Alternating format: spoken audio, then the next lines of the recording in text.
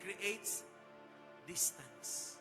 Ang distansya nimo igsuon sa imong kapikas, sa imong asawa, sa imong bana, sa imong anak.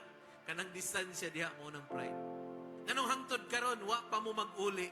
Nganong hangtod karon di ka ka-release og forgiveness? Nganong hangtod karon igsuon katong tao igsuon nagpasakit nimo, number 1 sa imong listahan.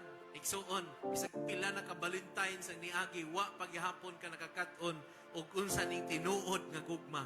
Ngano man kay unhealed imuhang heart, nagpuyo diha ang pride igsuon. Ang distansya igsuon sa blessing sa Ginoo nga rinato mao ang pride. Mao na nga kung gusto ka i-bless sa Ginoo, tangtangan ang garbo para mas maduol ka sa tighatag sa blessing. Amen.